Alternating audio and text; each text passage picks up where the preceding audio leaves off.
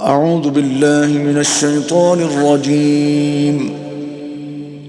بسم الله الرحمن الرحيم. اتل ما أوحي إليك من الكتاب وأقم الصلاة إن الصلاة تنهى عن الفحشاء والمنكر ولذكر الله أكبر والله يعلم ما تصنعون. ولا تجادلوا أهل الكتاب إلا بالتي هي أحسن إلا الذين ظلموا منهم وقولوا آمنا بالذي أنزل إلينا وأنزل إليكم وإلهنا وإلهكم واحد ونحن له مسلمون. وكذلك أنزلنا إليك الكتاب فالذين آتيناهم الكتاب يؤمنون به ومن هؤلاء من يؤمن به وما يجحد بآياتنا إلا الكافرون. وما كنت تتلو من قبله من كتاب ولا تخطه بيمينك إذا لارتاب المبطلون. بل هو آيات بينات في صدور الذين أوتوا العلم وما يجحد بآياتنا إلا الظالمون. وقالوا لولا أنزل عليه آيات من ربه قل إنما الآيات عند الله وإنما أنا نذير مبين. أولم يكفهم أنا أنزلنا عليك الكتاب يتلى عليهم إن في ذلك لرحمة وذكرى لقوم يؤمنون. قل كفى بالله بيني وبينكم شهيدا يعلم ما في السماوات والأرض والذين آمنوا بالباطل وكفروا بالله أولئك هم الخاسرون. ويستعجلونك بالعذاب ولولا أجل مسمى لجاءهم العذاب وليأتينهم بغتة وهم لا يشعرون. يستعجلونك بالعذاب وإن جهنم لمحيطة بالكافرين. يوم يغشاهم العذاب من فوقهم ومن تحت أرجلهم ويقول ذوقوا ما كنتم تعملون. يا عبادي الذين آمنوا إن أرضي واسعة فإياي فاعبدون. كل نفس ذائقة الموت ثم إلينا ترجعون. والذين آمنوا وعملوا الصالحات لنبوئنهم من الجنة غرفا تجري من تحتها الأنهار خالدين فيها نعم أجر العاملين. الذين صبروا وعلى ربهم يتوكلون. وكأين من دابة دابة لا تحمل رزقها الله يرزقها وإياكم وهو السميع العليم. ولئن سألتهم من خلق السماوات والأرض وسخر الشمس والقمر ليقولن الله فأنى يؤفكون. الله يبسط الرزق لمن يشاء من عباده ويقدر له إن الله بكل شيء عليم. ولئن سألتهم من نزل من السماء ماء فأحيا به الأرض من بعد موتها ليقولن الله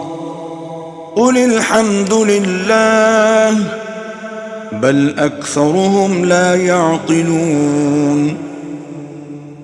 وما هذه الحياة الدنيا إلا لهو ولعب وإن الدار الآخرة لهي الحيوان لو كانوا يعلمون.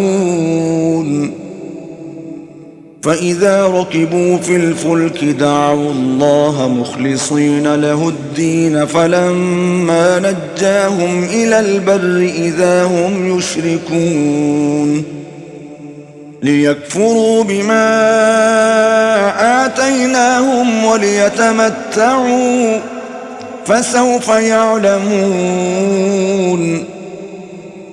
أولم يروا أنا جعلنا حرما آمنا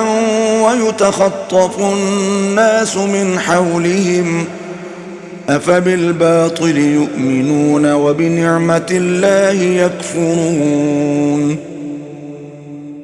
ومن أظلم ممن افترى على الله كذبا أو كذب بالحق لما جاءه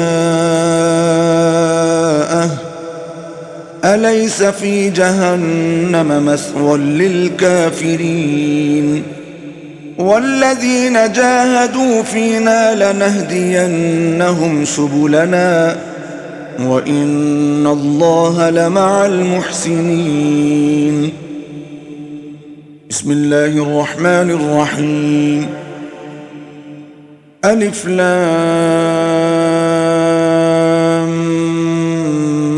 ميم. غلبت الروم في أدنى الأرض وهم من بعد غلبهم سيغلبون في بضع سنين لله الأمر من قبل ومن بعد ويومئذ يفرح المؤمنون بنصر الله ينصر من يشاء وهو العزيز الرحيم. وعد الله لا يخلف الله وعده ولكن أكثر الناس لا يعلمون ظاهرا من الحياة الدنيا وهم عن الآخرة هم غافلون. أولم يتفكروا في أنفسهم ما خلق الله السماوات والأرض وما بينهما إلا بالحق وأجل مسمى وإن كثيرا من الناس بلقاء ربهم لكافرون. أولم يسيروا في الأرض فينظروا كيف كان عاقبة الذين من قبلهم كانوا كانوا أشد منهم قوة وأثاروا الأرض وعمروها أكثر مما عمروها وجاءتهم رسلهم بالبينات فما كان الله ليظلمهم ولكن كانوا أنفسهم يظلمون ثم كان عاقبة الذين أساءوا السوء أن كذبوا بآيات الله وكانوا بها يستهزئون الله يبدأ الخلق ثم يعيده ثم إليه ترجعون ويوم تقوم الساعة يبلس المجرمون ولم يكن لهم من شركائهم شفعاء وكانوا بشركائهم كافرين ويوم تقوم الساعة يومئذ يتفرقون فأما الذين آمنوا وعملوا الصالحات فهم في روضة يحبرون وأما الذين كفروا وكذبوا بآياتنا ولقاء الآخرة فأولئك في العذاب محضرون فسبحان الله حين تمسون وحين تصبحون وله الحمد في السماوات والأرض وعشيا وحين تظهرون يخرج الحي من الميت ويخرج الميت من الحي ويحيي الأرض بعد موتها وكذلك تخرجون ومن آياته أن خلقكم من تراب ثم إذا أنتم بشر تنتشرون ومن آياته أن خلق لكم من أنفسكم أزواجا لتسكنوا إليها وجعل بينكم مودة ورحمة إن في ذلك لآيات لقوم يتفكرون ومن آياته خلق السماوات والأرض واختلاف ألسنتكم وألوانكم إن في ذلك لآيات للعالمين ومن آياته منامكم بالليل والنهار وابتغاؤكم من فضله إن في ذلك لآيات لقوم يسمعون ومن آياته يريكم البرق خوفا وطمعا وينزل من السماء ماء فيحيي به الأرض بعد موتها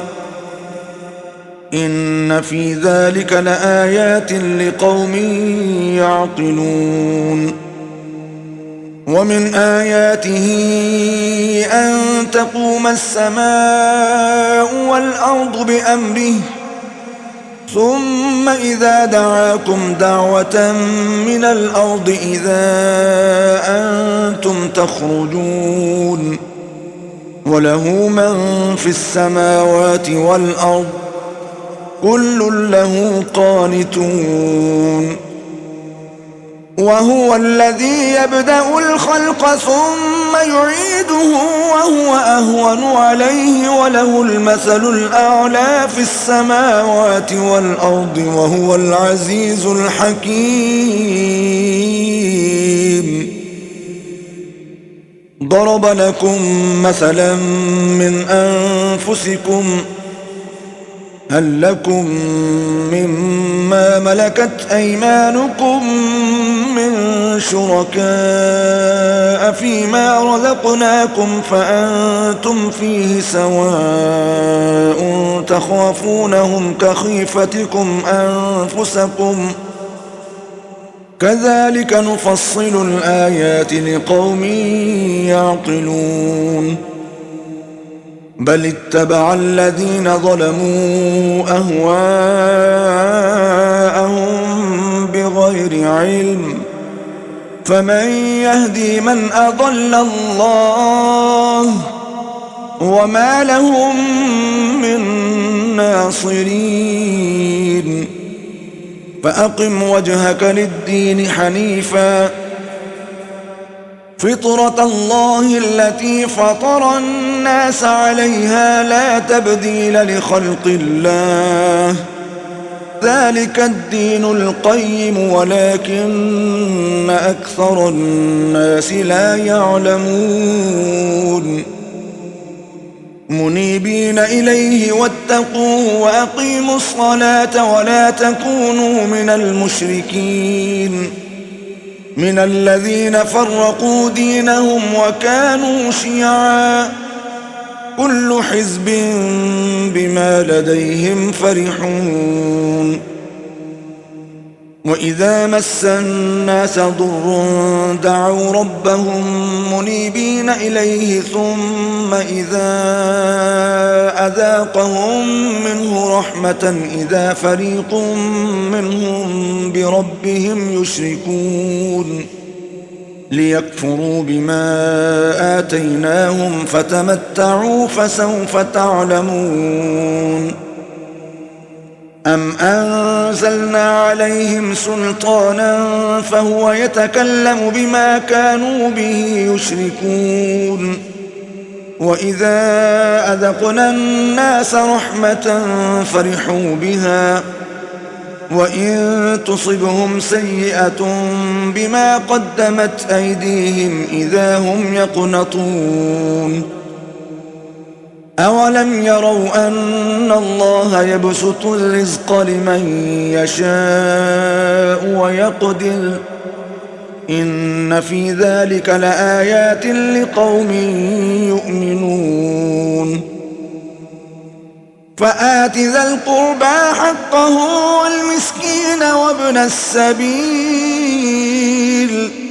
ذلك خير للذين يريدون وجه الله وأولئك هم المفلحون وما آتيتم من ربا ليربو في أموال الناس فلا يربو عند الله وما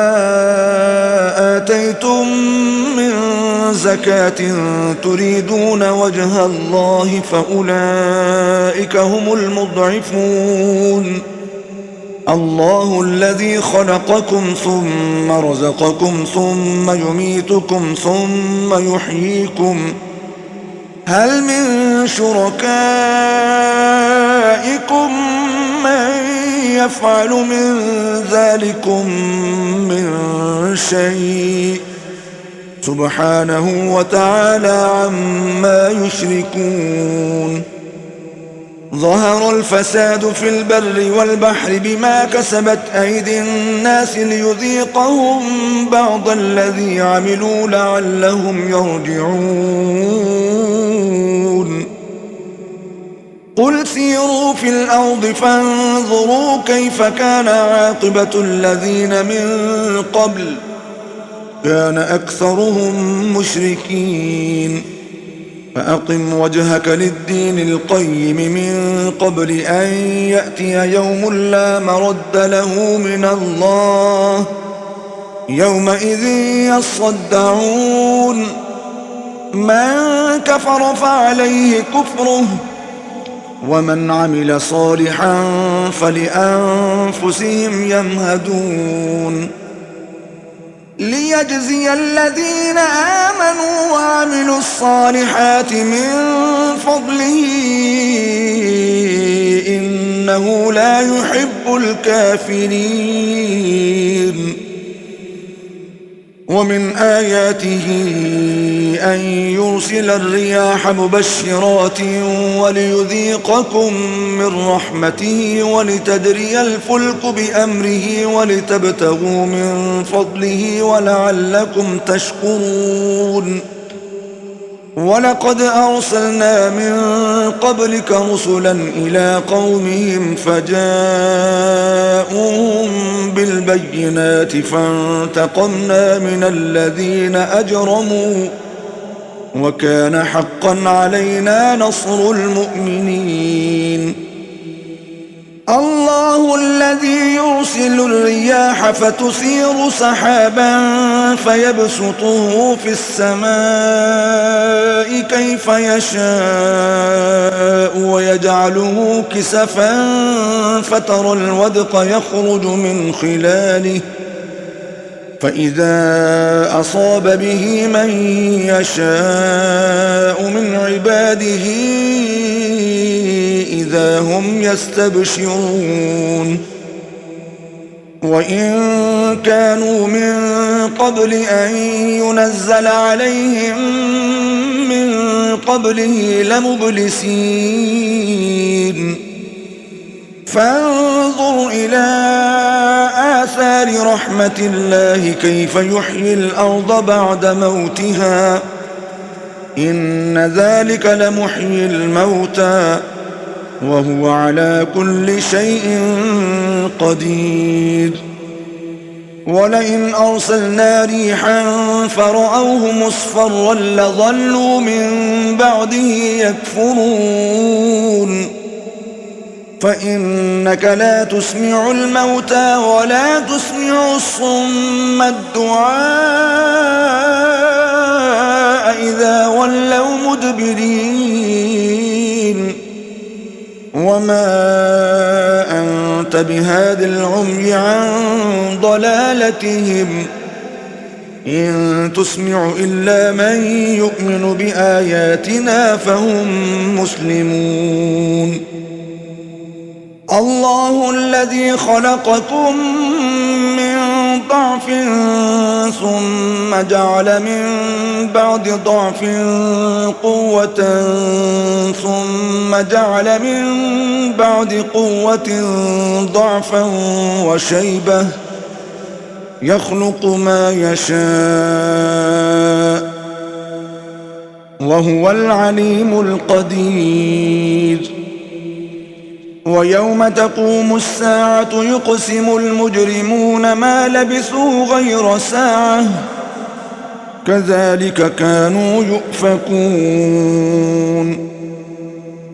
وقال الذين أوتوا العلم والإيمان لقد لبثتم في كتاب الله إلى يوم البعث فهذا يوم البعث ولكنكم كنتم لا تعلمون. فيومئذ لا ينفع الذين ظلموا معذرتهم ولا هم يستعتبون.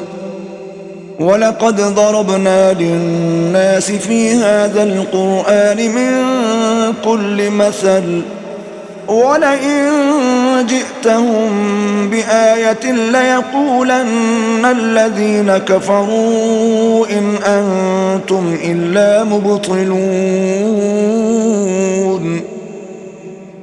كذلك يطبع الله على قلوب الذين لا يعلمون. فاصبر إن وعد الله حق ولا يستخفنك الذين لا يوقنون. بسم الله الرحمن الرحيم. ألف لام ميم. تلك آيات الكتاب الحكيم هدى ورحمة للمحسنين الذين يقيمون الصلاة ويؤتون الزكاة وهم بالآخرة هم يوقنون أولئك على هدى من ربهم وأولئك هم المفلحون ومن الناس من يشتري لهو الحديث ليضل عن سبيل الله بغير علم ويتخذها هزوا أولئك لهم عذاب مهين وإذا تتلى عليه آياتنا ولى مستكبرا كأن لم يسمعها كأن في أذنيه وقرا فبشره بعذاب أليم إن الذين آمنوا وعملوا الصالحات لهم جنات النعيم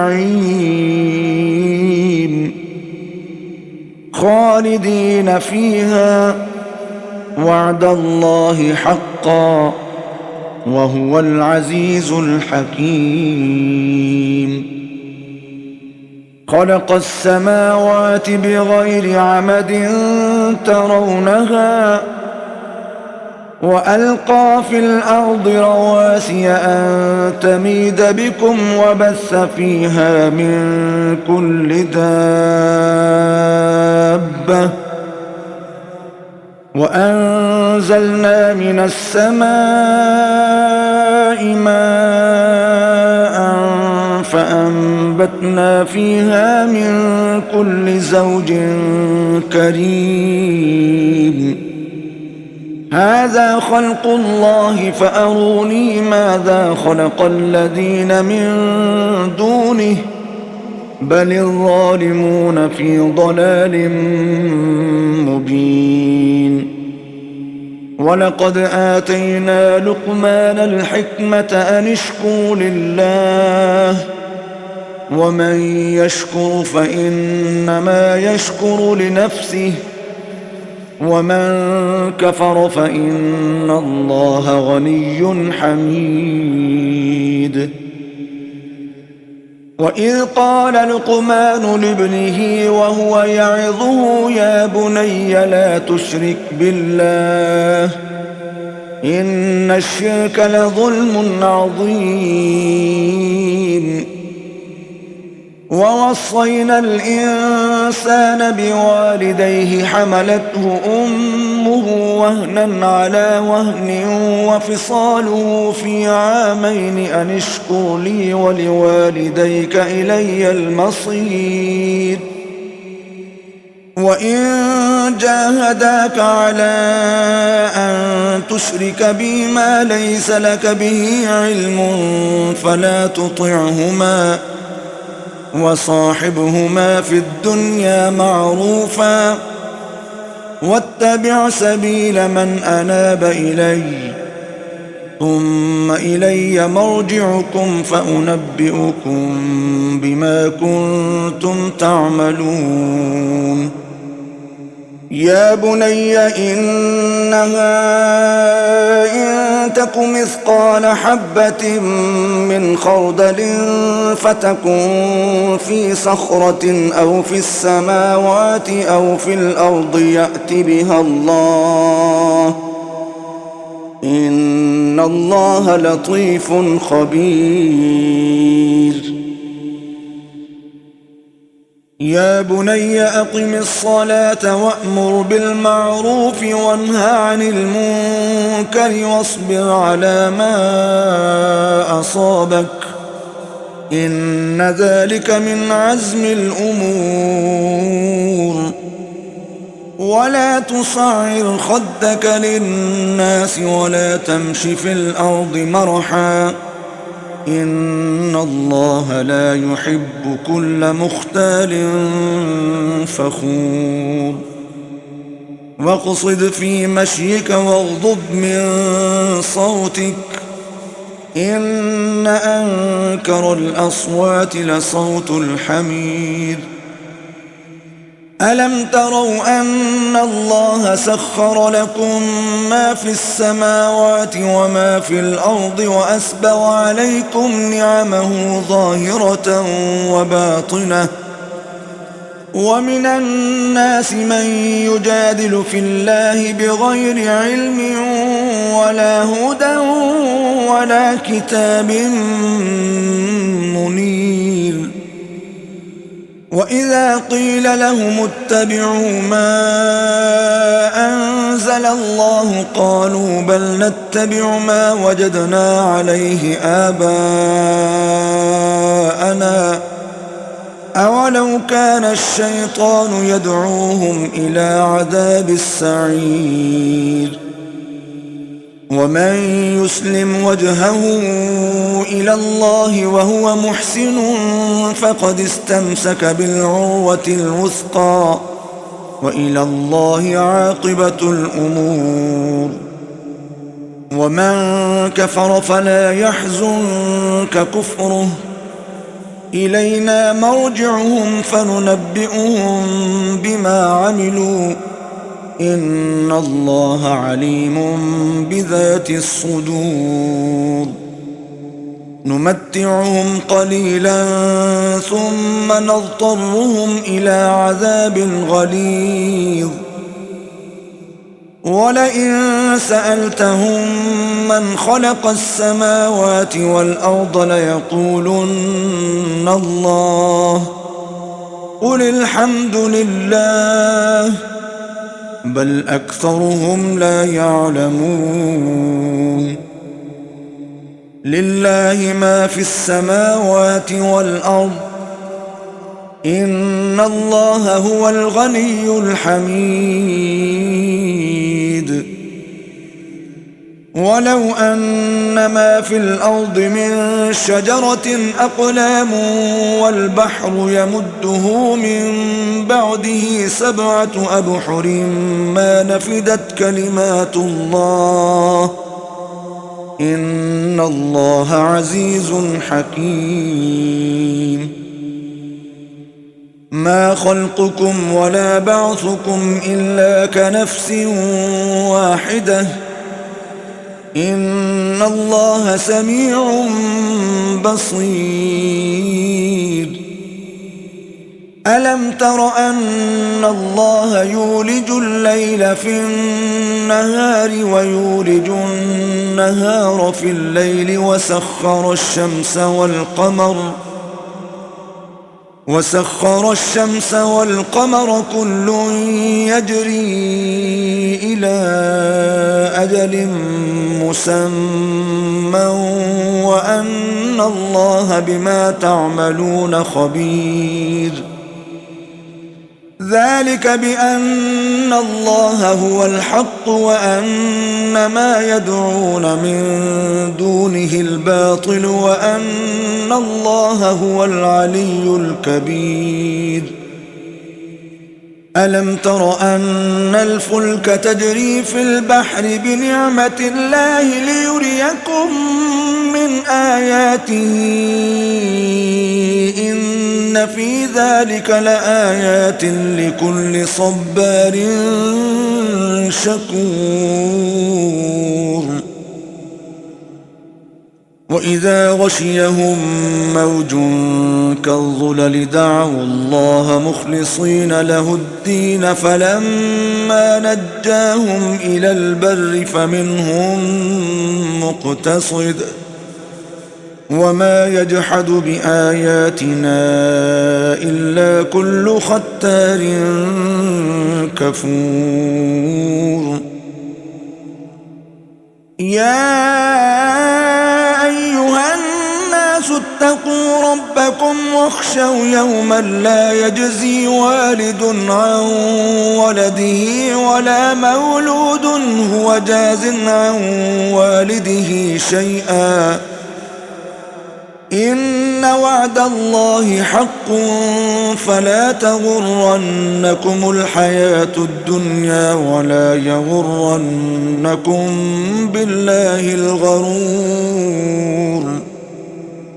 إن الله عنده علم الساعة وينزل الغيث ويعلم ما في الأرحام وما تدري نفس ماذا تكسب غدا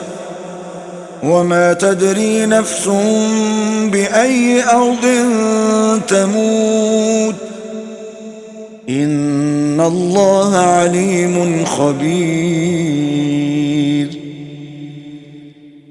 بسم الله الرحمن الرحيم. ألف لام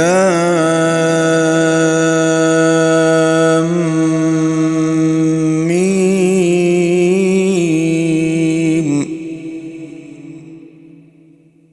تنزيل الكتاب لا ريب فيه من رب العالمين. أم يقولون افتراه بل هو الحق من ربك لتنذر قوما ما أتاهم من نذير من قبلك لعلهم يهتدون. الله الذي خلق السماوات والأرض وما بينهما في 6 أيام ثم استوى على العرش ما لكم من دونه من ولي ولا شفيع أفلا تتذكرون. يدبر الأمر من السماء إلى الأرض ثم يعرج إليه في يوم كان مقداره 1000 سنة مما تعدون. ذلك عالم الغيب والشهادة العزيز الرحيم الذي أحسن كل شيء خلقه وبدأ خلق الإنسان من طين ثم جعل نسله من سلالة من ماء مهين ثم سواه ونفخ فيه من روحه وجعل لكم السمع والأبصار والأفئدة قليلا ما تشكرون. وقالوا أإذا ضللنا في الأرض أإنا لفي خلق جديد بل هم بلقاء ربهم كافرون. قل يتوفاكم ملك الموت الذي وكل بكم ثم إلى ربكم ترجعون. ولو ترى إذ المجرمون ناكسوا رؤوسهم عند ربهم ربنا أبصرنا وسمعنا فارجعنا نعمل صالحا إنا موقنون. ولو شئنا لآتينا كل نفس هداها ولكن حق القول مني لأملأن جهنم من الجنة والناس أجمعين. فذوقوا بما نسيتم لقاء يومكم هذا إنا نسيناكم وذوقوا عذاب الخلد بما كنتم تعملون. إن إنما يؤمن بآياتنا الذين إذا ذكروا بها خروا سجدا وسبحوا بحمد ربهم وهم لا يستكبرون تتجافى جنوبهم عن المضاجع يدعون ربهم خوفا وطمعا ومما رزقناهم ينفقون فلا تعلم نفس ما أخفي لهم من قرة أعين جزاء بما كانوا يعملون أفمن كان مؤمنا كمن كان فاسقا لا يستوون أما الذين آمنوا وعملوا الصالحات فلهم جنات المأوى نزلا بما كانوا يعملون وأما الذين فسقوا فمأواهم النار كلما أرادوا أن يخرجوا منها أعيدوا فيها وقيل لهم ذوقوا عذاب النار الذي كنتم به تكذبون ولنذيقنهم من العذاب الأدنى دون العذاب الأكبر لعلهم يرجعون ومن أظلم ممن ذكر بآيات ربه ثم أعرض عنها إنا من المجرمين منتقمون ولقد آتينا موسى الكتاب فلا تكن في مرية من لقائه وجعلناه هدى لبني إسرائيل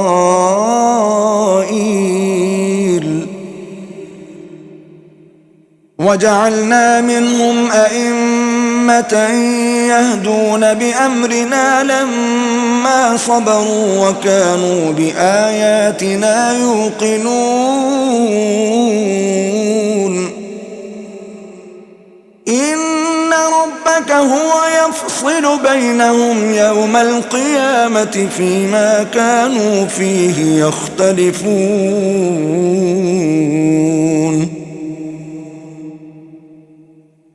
أولم يهد لهم كم أهلكنا من قبلهم من القرون يمشون في مساكنهم إن في ذلك لآيات أفلا يسمعون أولم يروا أنا نسوق الماء إلى الأرض الجرز فنخرج به زرعا تأكل منه أنعامهم وأنفسهم أفلا يبصرون ويقولون متى هذا الفتح إن كنتم صادقين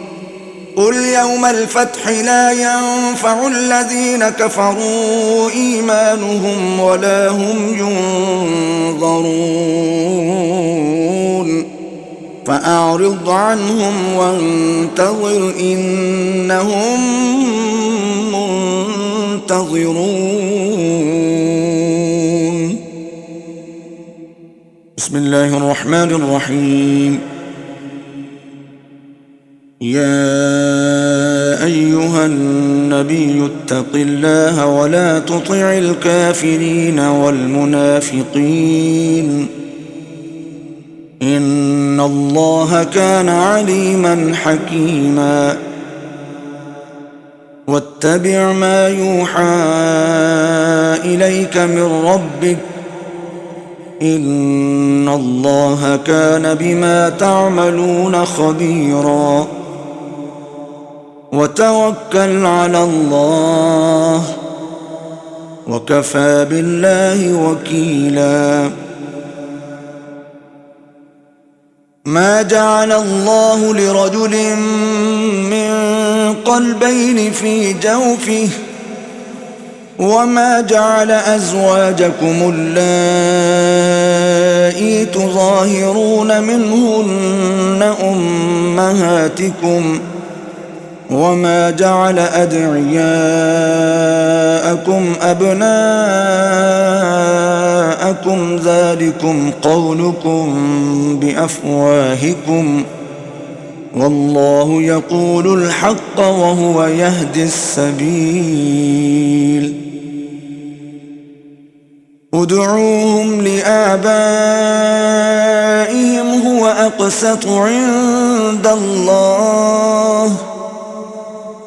فإن لم تعلموا آباءهم فإخوانكم في الدين ومواليكم وليس عليكم جناح فيما أخطأتم به ولكن ما تعمدت قلوبكم وكان الله غفورا رحيما.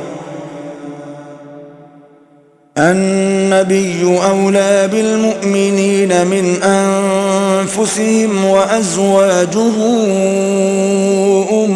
أمهاتهم وأولو الأرحام بعضهم أولى ببعض في كتاب الله من المؤمنين والمهاجرين إلا أن تفعلوا إلى أوليائكم معروفا كان ذلك في الكتاب مسطورا. وإذ أخذنا من النبيين ميثاقهم ومنك ومن نوح وإبراهيم وموسى وعيسى ابن مريم وأخذنا منهم ميثاقا غليظا ليسأل الصادقين عن صدقهم وأعد للكافرين عذابا أليما.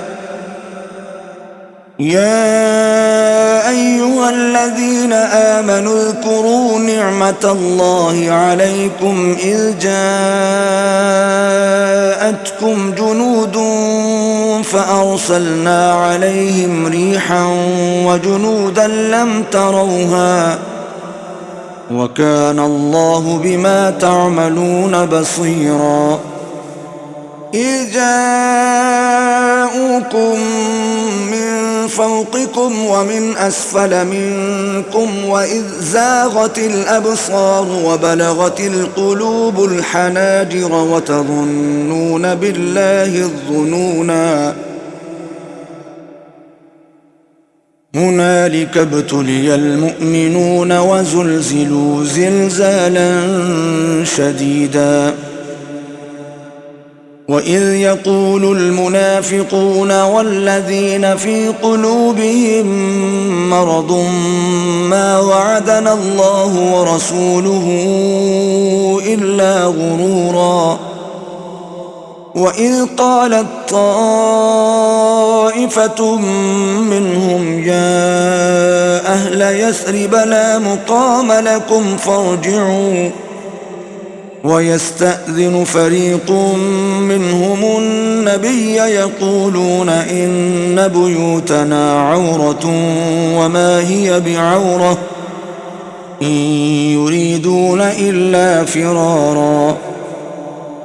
ولو دخلت عليهم من أقطارها ثم سئلوا الفتنة لآتوها وما تلبثوا بها إلا يسيرا. ولقد كانوا عاهدوا الله من قبل لا يولون الأدبار وكان عهد الله مسؤولا. قل لن ينفعكم الفرار إن فررتم من الموت أو القتل وإذا لا تمتعون إلا قليلا قل من ذا الذي يعصمكم من الله إن أراد بكم سوءا أو أراد بكم رحمة ولا يجدون لهم من دون الله وليا ولا نصيرا قد يعلم الله المعوقين منكم والقائلين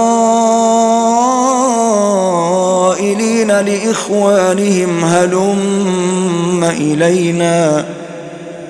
ولا يأتون البأس إلا قليلا أشحة عليكم فإذا جاء الخوف رأيتهم ينظرون إليك تدور أعينهم كالذي يغشى عليه من الموت فإذا ذهب الخوف سلقوكم بألسنة حداد أشحة على الخير أولئك لم يؤمنوا فأحبط الله أعمالهم وكان ذلك على الله يسيرا يحسبون الأحزاب لم يذهبوا وإن يأتي الأحزاب يودوا لو أنهم بادون في الأعراب يسألون عن أنبائكم ولو كانوا فيكم ما قاتلوا إلا قليلا لقد كان لكم في رسول الله أسوة حسنة لمن كان يرجو الله واليوم الآخر وذكروا الله كثيرا ولما رأى المؤمنون الأحزاب قالوا هذا ما وعدنا الله ورسوله وصدق الله ورسوله وما زادهم إلا إيمانا وتسليما من المؤمنين رجال صدقوا ما عاهدوا الله عليه فمنهم من قضى نحبه ومنهم من ينتظر وما بدلوا تبديلا ليجزي الله الصادقين بصدقهم ويعذب المنافقين إن شاء أو يتوب عليهم إن الله كان غفورا رحيما ورد الله الذين كفروا بغيظهم لم ينالوا خيرا وكفى الله المؤمنين القتال وكان الله قويا عزيزا وأنزل الذين ظاهروهم من أهل الكتاب من صياصيهم وقذف في قلوبهم الرعب فريقا تقتلون وتأسرون فريقا وأورثكم أرضهم وديارهم وأموالهم وأرضا لم تطئوها وكان الله على كل شيء قديرا يا أيها النبي قل لأزواجك إن كنتن تردن الحياة الدنيا وزينتها فتعالين أمتعكن وأسرحكن سراحا جميلا وإن كنتن تردن الله ورسوله والدار الآخرة فإن الله أعد للمحسنات منكن أجرا عظيما. يا نساء النبي من يأت منكن بفاحشة مبينة يضاعف لها العذاب ضعفين وكان ذلك على الله يسيرا. صدق الله العظيم.